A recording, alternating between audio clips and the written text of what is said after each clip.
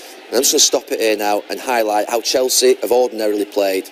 The two in midfield last season, Matic and Kante, and then those two number 10s there, Eriksen and Dele Alli, with Dembele being a little bit deeper. And as he approaches, as Kante, one of the two midfield players, goes out to approach Dembele, you'll see what happens here. As he does that little turn in tight areas, all of a sudden, this Dele Alli, acres of space between back five and midfield, danger time. And it led to a goal.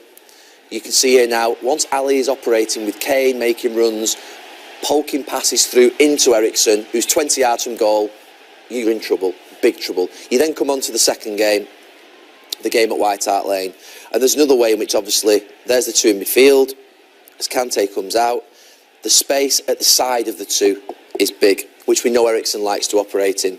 And there were two goals in this game that are identical. This is what the first one. As the ball plays wide, you see now Dele Alli is running off the back of Kante there. He's been shuffling across to pick up in midfield. But as that ball comes back to Eriksen there, you know he's one of the best deliverers. It's like a free kick. And he can pick his man. We'll highlight Dele Alli in the middle. And I think Antonio Conte's looked back to what hurt him last season. It was these two players.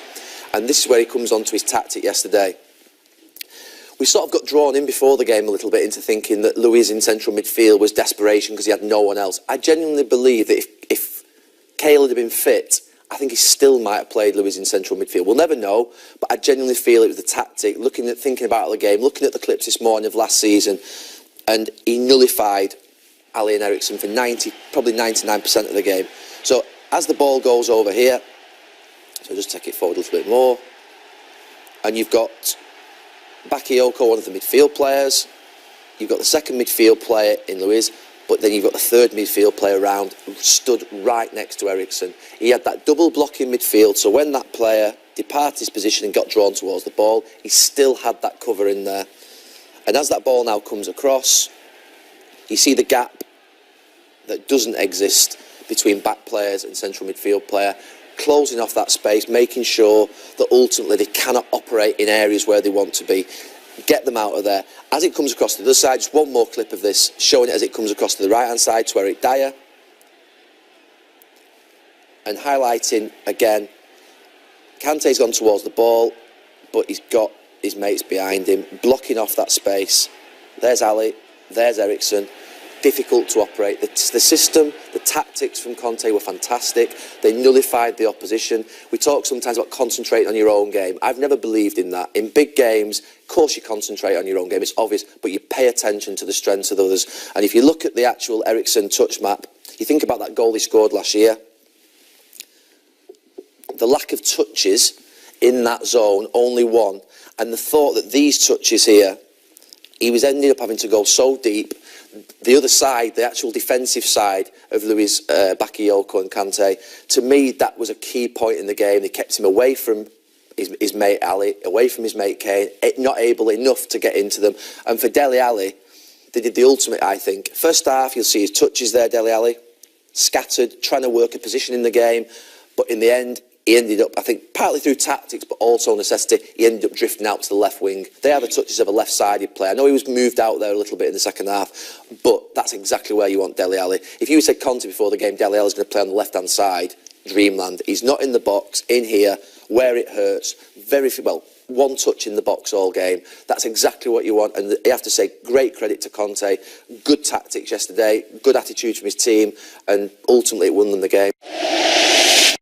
And you see the setup of Spurs now. And this is what it was whenever they were in possession.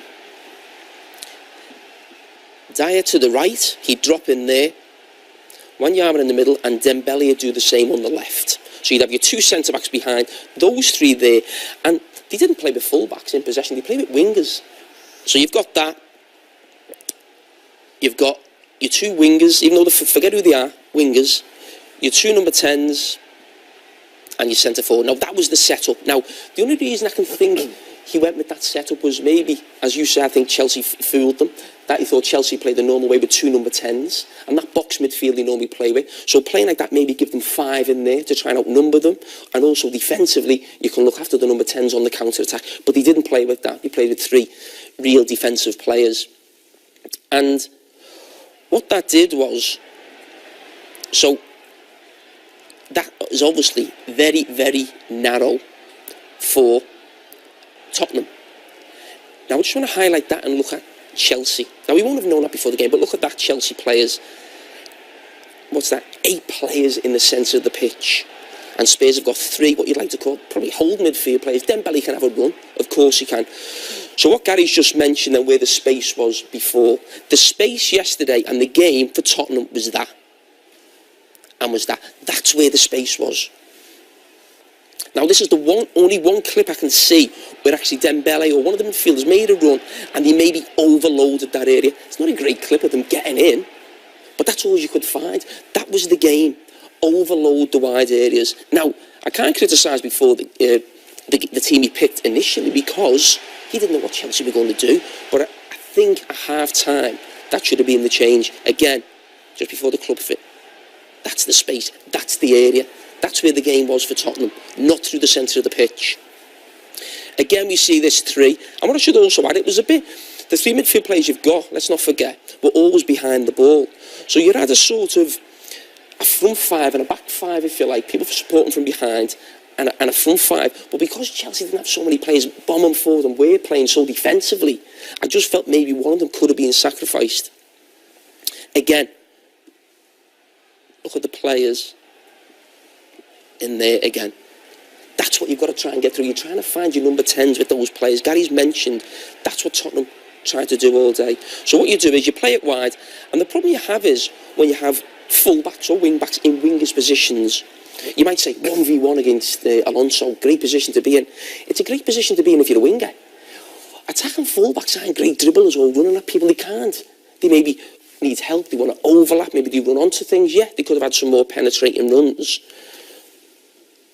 And I just felt at half-time that could have been the change for them. Now, I'm just going to go to actually look at the midfield and the reasons why I say that.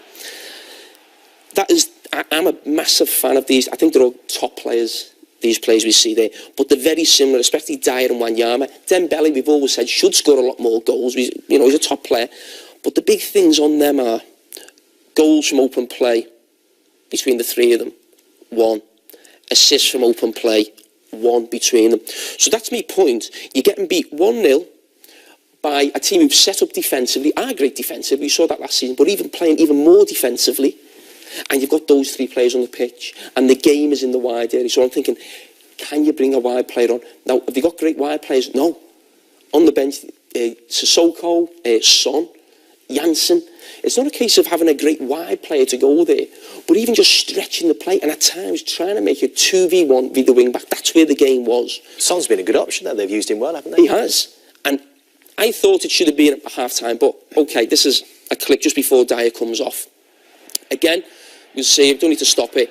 Tottenham trying to go through the centre. We see all the Chelsea players. They win it. They clear the ball. It's too difficult. But he's just made the substitution. And Son's come on for Dyer. So you think, right, can we get Son on one of the wide areas? Eriksen maybe go on the other side. He has played there a lot. He can still tuck in, but maybe try and stretch that back four and get 2v1 on the outside. But no, he went with Son as a centre forward with Harry Kane.